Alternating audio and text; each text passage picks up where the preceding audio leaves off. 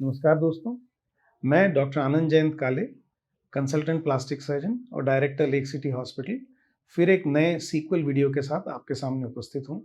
अभी हम एक सीरीज़ बना रहे हैं जिनमें हम बर्न इंजरी या जलने से होने वाले घावों के बारे में बात कर रहे हैं। आज मैं आपसे डिस्कस करना चाहूँगा कि एक्यूट बर्न इंजरी में जान को खतरा किन-किन कारणों से हो सकता है। कई लोगों को ये जान के पता होता है कि जलने के बाद परसेंटेज बर्न की बात होती है, कितना प्रतिशत शरीर का हिस्सा जला है।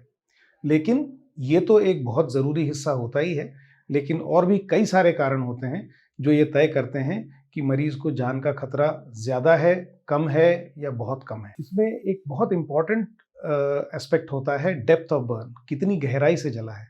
अगर सतही जला है तो शुरुआत के 20 से 25 दिन 1 महीने तक का रिस्की पीरियड होता है, उसके बाद रिस्क कम हो जाती है।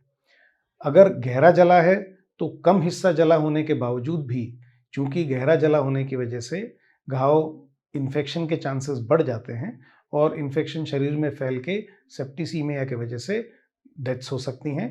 इसलिए डेप्थ ऑफ बर्न भी एक बहुत इंपॉर्टेंट पैरामीटर होता है हमारे जान का खतरा पैदा करने की कैपेसिटी का। तीसरा इंपॉर्टेंट हिस्सा होता है एज ऑफ द पेशेंट। अगर बहुत छोटा बच्चा है, न्यूनेट है, पीडियाट्रिक एज ग्रुप का है या फिर सीनियर सिटीजन है, ओल्ड एज, इन तीनों में खतरा बहुत बढ़ जाता है।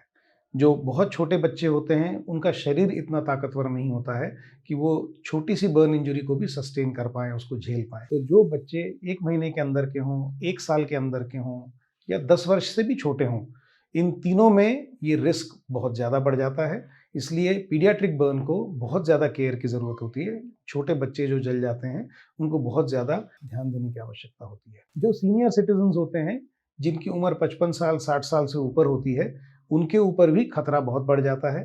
परसेंटेज बर्न कम होने के बाद भी और डेप्थ ऑफ बर्न भी अगर कम हो, इसके बावजूद भी जान का खतरा बढ़ जाता है। ये हो गया तीसरा पैमाना। चौथा पैमाना होता है पेशेंट को कोई एसोसिएटेड मेडिकल प्रॉब्लम।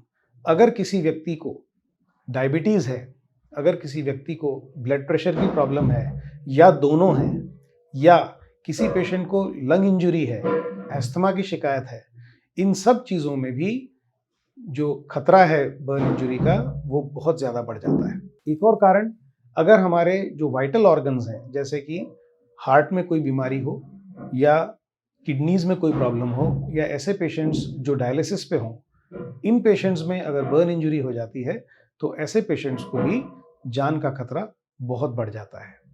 एक प्रकार की बर्न इंजरी होती है जिसमें हमारे लंग्स के ऊपर असर हो जाता है, जिसको हम बोलते हैं इनहेलेशनल इंजरी या रेस्पिरेटरी बर्न्स।